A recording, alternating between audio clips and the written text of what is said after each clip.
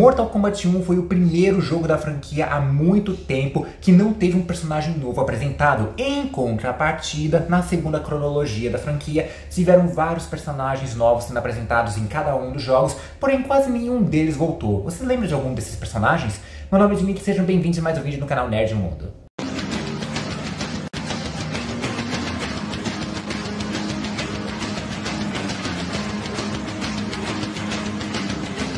Olá, olá e olá, como vocês? Tudo bem? Seguinte, a franquia de Mortal Kombat já existe há quase 30 anos aí, então já tiveram vários personagens, né? Pra vocês terem noção, em Mortal Kombat Armageddon de 2006, teve ali pelo menos 60 personagens diferentes, jogáveis ali também, né? Que a proposta era colocar todos os personagens inéditos ali que já tinham sido apresentados, né?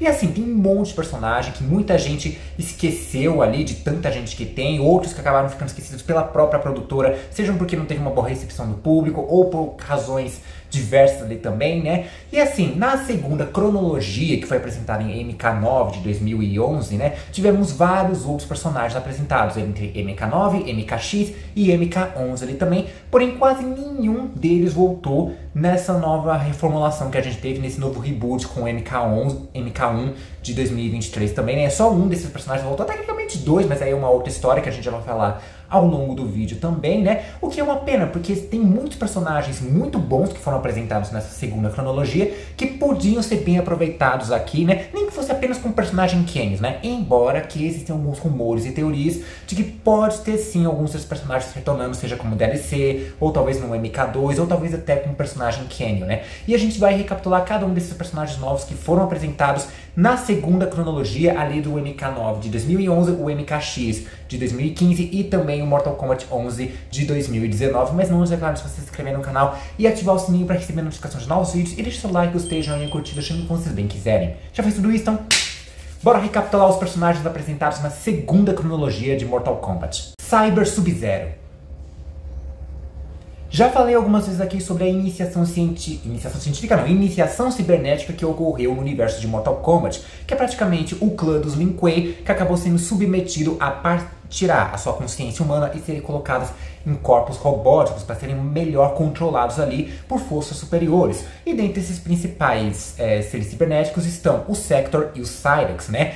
Mas, porém, portanto, contudo, todavia, sobretanto, na cronologia original, o Smoke também foi submetido a essa iniciação cibernética. Porém, com as alterações ocorridas na segunda cronologia causadas pelo Raiden, ao invés do Smoke, quem virou um robô foi o Sub-Zero Kuai Liang. Ele foi capturado ali pelas forças do Shao Kahn e submetido a se transformar num ciborgue. Com o passar da história ali, ele acabou sendo capturado pelos heróis, né? Recuperado, na verdade, né? E conseguiram recobrar a sua consciência humana. E ele ajudou novamente lá dos mocinhos, ao lado da força do plano terreno ali, né? Inclusive ele lutou contra o Noob Saibot e o Quan Chi, evitando que ele criasse aquele turbilhão de almas ali, mas no final ele acabou sendo morto junto com outros personagens pela Sindel. E quando ele voltou em Mortal Kombat X, já na forma de um soldado espectral ali, ressuscitado pelo Quan Chi, ele já estava voltando à sua forma humana. Skarlet. O Cyber Sub-Zero é, na verdade, o próprio Sub-Zero, só que reformulado como um cyborg, né? Agora a Skarlet é 100% original e ela surgiu em MK9, né? Justamente como uma personagem DLC. E depois, em Mortal Kombat 11, ela ganhou um papel principal, um papel um pouco mais importante no roster principal ali, né? Na história do jogo, né? O passado dela, a história dela é bem desconhecido ainda. Mas, porém, portanto, contudo, todavia, sobretanto, né?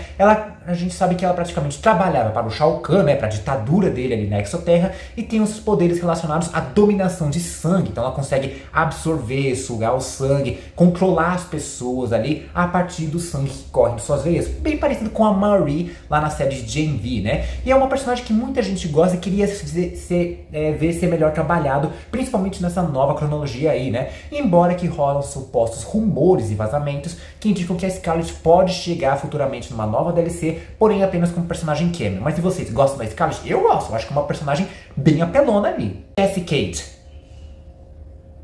Partindo agora para MKX de 2015, foi apresentado um novo grupo de cadetes ali, né? Jovens cadetes que estavam se juntando para trabalhar ao lado das forças do plano terreno, né? Liderados por ninguém mais, ninguém menos que Cassandra Cage, a filha do Johnny Cage com a Sonya Blade, né? Do lado da mãe, ela conseguiu aprender aquele porte militar, ela sabe ser muito boa na briga corpo a corpo, além disso também tem algumas bugigangas ali que ajudam no combate também, como por exemplo, armas tecnológicas e também até um drone que foi apresentado no último Mortal Kombat que ela participou, né? Já por parte do pai, além da herança mística que ela carrega, que é aquela aura verde que ela possuía, ela também tem toda aquela personalidade canastrona que o Johnny Cage possuía, né? E é uma personagem que prometeu bastante coisa também, afinal de contas, ela meio que é a protagonista do Mortal Kombat X, foi ela que derrotou o Shinnok corrompido no final do jogo, né? E até teve um certo papel importante em MK11, e muita gente até que ficou meio que desapontado por ela não ter retornado nessa nova franquia, e correm rumores que talvez ela volte com um personagem cameo ou alguma coisa assim também, né?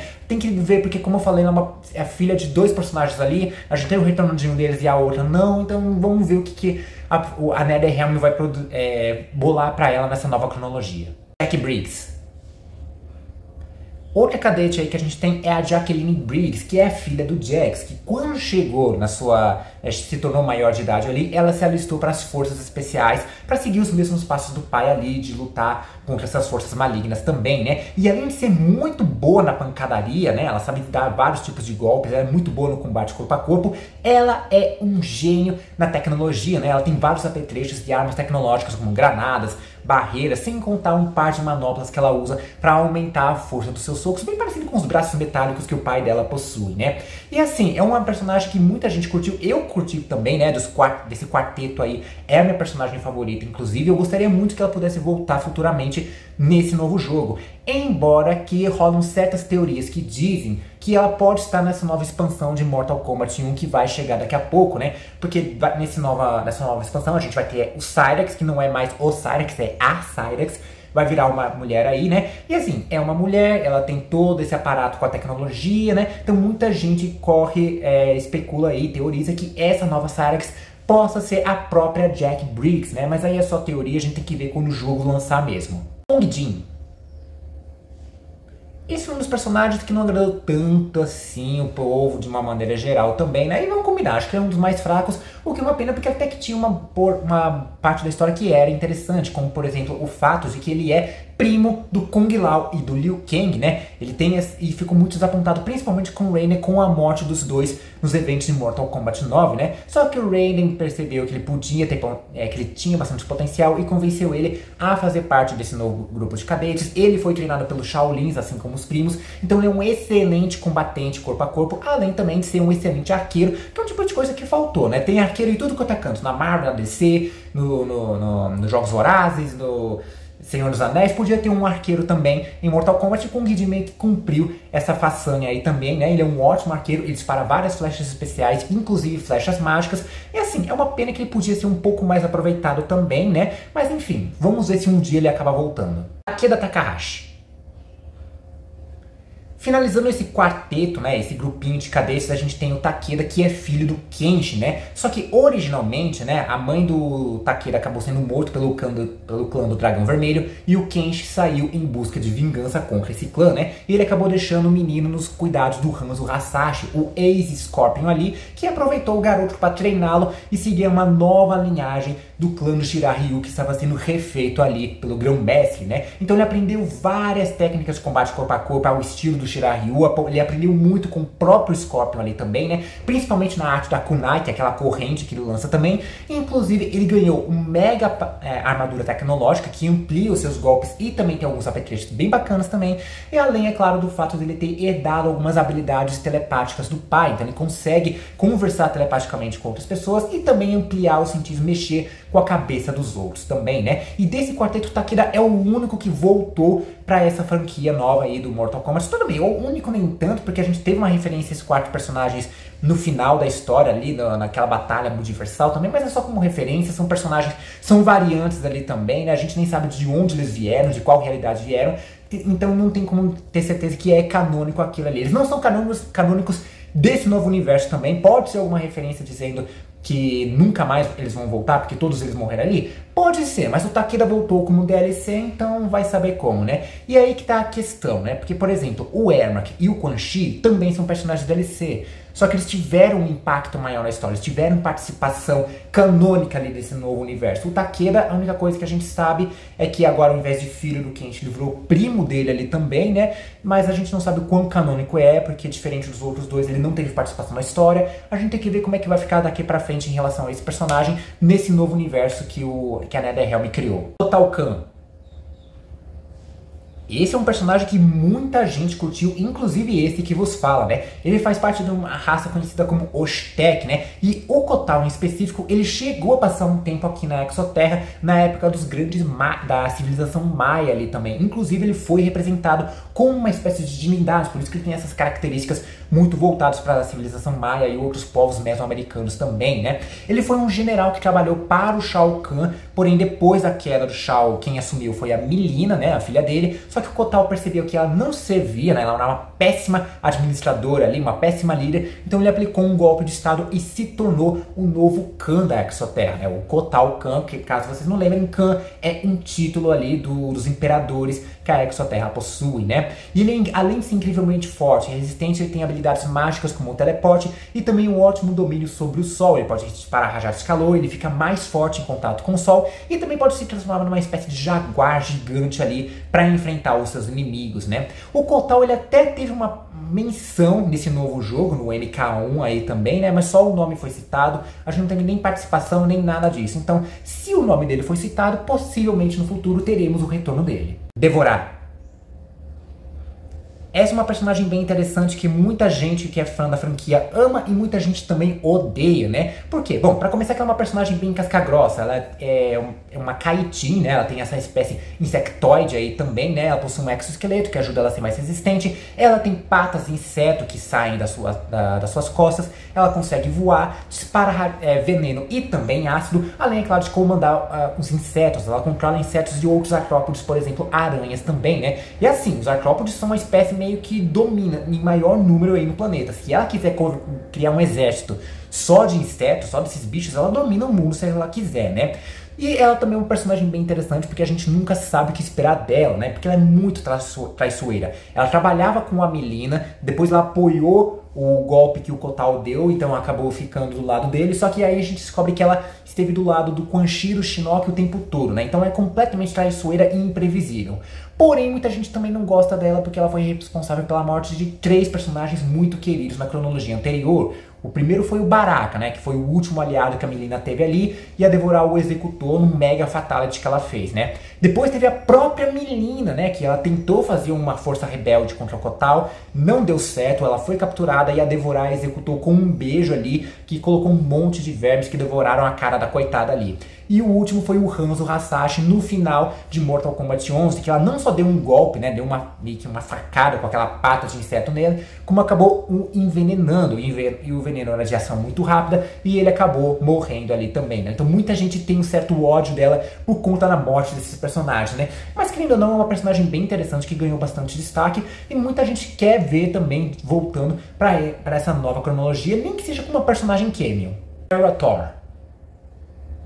Esse é um personagem que tinha muito a apresentar, mas por alguma razão não caiu tanto assim na boca do povo ali, né? Basicamente uma relação simbiótica entre a Pharah, que é uma baixinha completamente estressadinha e cheia de armas afiadas, junto com o Thor, que é um brutamonte que faz todo o trabalho sujo ali, todo o trabalho pesado, né? Basicamente foi apresentada uma coisa bem legal dessa relação simbiótica, porque um dia o Thor ele acabaria morrendo, a Pharah ia se tornar independente, crescer, ser a nova brutamonte, e iam achar algum novo baixinho pra ficar junto com ela ali, pra ter essa relação simbiótica, né? E assim, era uma jogabilidade bem interessante, né? Porque eram 2 personagens em um só, né? Sem contar que isso meio que inspirou também, provavelmente acabou inspirando essa mecânica de cameos que agora tem em Mortal Kombat 1, né? Porque a Pharah meio que serve como essa personagem auxiliar ao longo das lutas, né? Inclusive, a Pharah em específico acabou voltando com uma personagem gay, né? Uma cameo, via DLC junto com o Capitão Parker ali também. Então, de um jeito ou de outro, meio que a personagem que inspirou essa mecânica voltou pra MK11, pra MK1, né?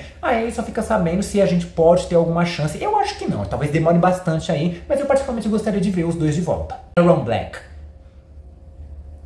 Agora, se Ferrothor não caiu tanto assim no gosto do público, o Erron Black, por outro lado, muita gente curtiu. E até que foi uma surpresa também, porque vamos lá. Se a gente comparar, por exemplo, com o Striker, né, que é praticamente um policial e só isso, né, ele não tem nada de especial, as únicas armas que ele usa são justamente armas de policial, um taser, coisas assim do tipo, né. Agora o Erron Black meio que seguiria nessa mesma lógica, sendo apenas um cowboy, mas o público gostou muito dele, gostou do seu visual, do seu estilo de gameplay, e também ele tem um pouco mais de história ali pra ser contado, né. Acontece que ele era um cowboy ali no final do século XIX, que se encontrou com o Shang Tsung e ofereceu a ele um acordo, ele mataria alguns dos novos campeões do plano terreno, né, antes do torneio, e em troca ele ganharia uma magia de longevidade, ou seja, ele viveria por bastante tempo e retardaria seu envelhecimento. Então ele tem tipo, sei lá, pelo menos 200 anos ali de idade, né, mas ele continua com uma aparência jovem também, né, e é uma espécie de mercenário, ele trabalha para quem pagar mais também, né.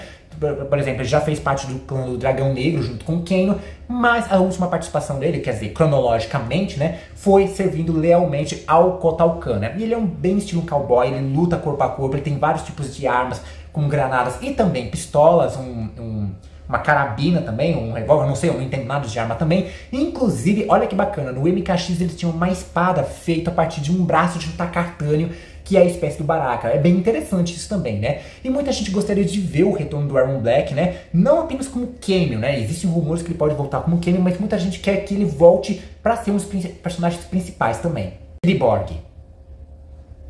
Muita gente estava com saudade dos personagens robóticos em MKX, então a NetherRealm deu um bem bolado ali para colocar todos eles juntos ao mesmo tempo, nascendo assim um personagem do Cyborg, porque já que o jogo estava com essa mecânica de variação de personagem, classes de personagens diferentes, então tipo, uma versão do Scorpion é mais pancadaria, a outra é mais usando as suas espadas, a outra é mais usando a sua kunai ali, né? Eles criaram isso justamente para o Cyborg, juntando principalmente o Sector, o Cyrax e o Smoke, e também o Cyber Sub-Zero, sendo o único personagem de MKX com 4 variações ao invés de 3, né? Só que assim, ele é um personagem DLC, a história dele não é nem canônica também, né? E é meio que uma desculpa para tentar colocar todos os personagens robóticos ali de uma vez só também, né? O que é uma pena, porque acho que podia ter sido bem aproveitado ao longo da história também no futuro, não sei, né? Porque tinha uma ideia de que meio que a iniciação cibernética tivesse sido reativada e a personalidade, né? A mente coletiva, a mente desses personagens específicos foram trazidos de volta, colocados num corpo específico, né? Só que apesar disso tudo, de ter a mente de todos eles ali, eles se identificam como um ser só, né? Que é o Cyborg. Tanto que eles sempre se referem no plural, né? Nós somos Cyborg, da mesma forma que o Ermac praticamente, né? Mas assim, acho que é só pelo fanservice de colocar os robôs ali no jogo, não acho que o Cyborg em específico acabe tendo participação no futuro. Crônica.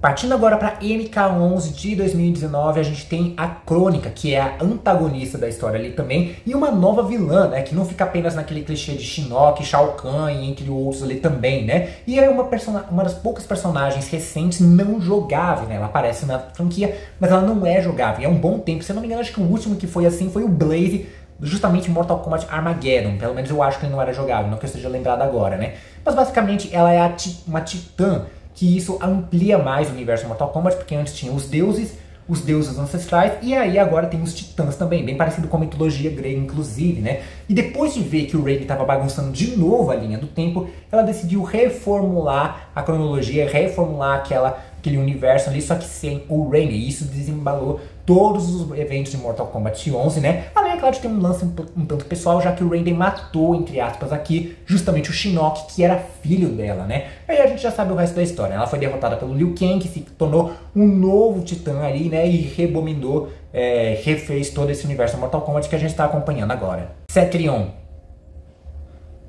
Durante muito tempo a gente tem visto essa coisa dos deuses ancestrais ali, deuses ancestrais aqui ao longo da franquia, né? Só que só um deles apareceu em todos os jogos, que foi justamente o Shinnok, né? A gente não teve nenhuma outra participação. Tipo, o Shinnok começou apenas como um vilão e depois ele até se tornou um personagem jogável mais pra frente, né? Mas só ele, né? A gente não teve nem sequer menção ou participação de outras divindades ali, até que em MK11 isso mudou com a nova deusa ancestral, né? A nova personagem que seria uma deusa ancestral, que é a Cetrion. Enquanto o Shinnok tem toda essa coisa de ser trevosa, sombria e relacionada à morte, a Cetrion é o completo oposto dele, né? Ela é relacionada à vida e tem habilidades relacionadas a isso, como por exemplo, usando disparos de energia, de luz ali também, e um domínio sobre os 4 elementos da natureza: terra, água, fogo e ar, né? Só que assim, apesar de ter esse oposto do Shinnok, né, em relação a poderes, ela na verdade estava do lado dele, porque ela é irmã do Shinnok e, consequentemente, filha da Crônica também, né? Então,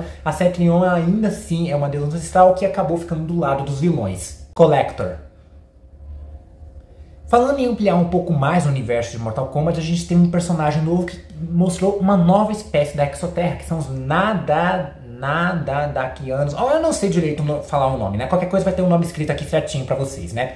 E assim, é uma espécie que é mais alta, mais esguia e possui 6 braços ali também, né? Tudo bem, algumas pessoas acham que são 4, mas na verdade são dois braços que ficam carregando uma mochila que ele carrega durante a gameplay inteira, né? Que é aquela mochila que é praticamente a bolsa da Hermione, né? Cabe tudo lá dentro, até um corpo inteiro, e você fica perdido ali dentro, né? Fora também outros apetrechos que ele usa, como por exemplo relíquias místicas e armas como clavas, maças e facas, né? E o Collector tem uma coisa interessante, que ele é completamente ganancioso, ele gosta de qualquer coisa que possua valor ali. Eu não tô falando apenas de joias ou pedras e metais preciosos também, mas qualquer coisa que realmente possui um mínimo de valor. Tanto que um dos fatalities deles é justamente roubar os órgãos do seu adversário ali também, né? Acho que não sabe se isso é uma característica de toda espécie dele, né? Ou se é algo específico da sua própria personalidade, né? Mas de um jeito ou de outro, Shao Kahn gostou muito dessa característica dele, tanto que ele trabalhou diretamente para esse ditador ali, adivinha como? Como um cobrador de impostos da Exoterra, né? É um personagem que tinha bastante coisa a oferecer, mas por alguma razão o público não curtiu tanto ele assim, né? Então talvez ele não volte tão cedo, e se voltar é mais provável que ele volte como Kenny, provavelmente.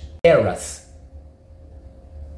E finalizando, um dos últimos personagens que foi apresentado, né, um dos últimos novos personagens que foi apresentado, e o único que realmente voltou com tudo nessa nova cronologia também, né? Eu falei do Takeda, mas ele é um personagem DLC, a gente nem sabe se a parte dele é canônico ou não, mas o Geras é canônico sim, ele faz parte da história inclusive, né? Ele foi criado pela Crônica para servir a ela também, e sempre seguir o que ela acreditava ali também. Porque quando Liu Kang reformulou a cronologia, ele conseguiu trazer o Geras pro seu lado também. E antes que o Geras apenas seguia de forma cega a Crônica, ele realmente tinha uma relação com o Liu Kang, não apenas como um seu servo, mas também como seu amigo, inclusive, né? E provavelmente é um dos personagens novos que o pessoal mais curtiu também, né? E vamos combinar, ele é bem legal também, é um personagem muito forte, ele tem toda uma coisa mecânica ali também, né? Ele tem domínio sobre o tempo, então ele consegue avançar e retroceder no tempo, controla as areias ali também. E, inclusive, ele é praticamente imortal, ele já viveu inúmeras linhas do tempo diferentes, inúmeras realidades diferentes ali também, né? E sempre que você mata ele de um jeito, ele volta mais forte, tipo o Apocalipse da DC, né? Então, por exemplo, se você joga ele no sol e ele morre, ele vai voltar de alguma forma também, e ele não vai ser derrotado dessa forma de novo. Você vai ter que se reinventar para derrotar esse cara ali também, né? E o Geras com certeza pode ter um papel um pouco mais importante no futuro, né? Porque praticamente ele meio que assumiu, né? Tá para assumir esse lugar do Liu Kang de controlar a ampulheta e toda a cronologia ali também do Mortal Kombat, baseando nos finais que a gente teve no modo arcade do jogo. E esses foram os personagens que foram apresentados na segunda cronologia de Mortal Kombat. E quais desses você mais gosta, qual você menos gosta, qual desses você gostaria de ver de volta nessa nova cronologia? Seja como personagem Camel ou como personagem principal. Na verdade, qual desses você gostaria de ver muito na história principal dessa nova cronologia? Eu queria muito ver a Jack de volta, o Kotal Kahn também, a Scarlet, eu gosto bastante dela. E aí, assim, tem personagens que foram muito bons, que podiam ser melhor aproveitados, né? Mas e vocês? Qual desses vocês mais gostam? Deixa aí nos comentários. Compartilhe esse vídeo para todo mundo que é fã de Mortal Kombat, que é fã de games, que é fã de uma maneira geral. Não esqueça de se inscrever no canal e ativar o sininho para receber a notificação de novos vídeos. E deixe seu like, gostei, joinha, curtida, chame como vocês bem quiserem. Vou ficando por aqui. Um forte beijo, abraço e falou!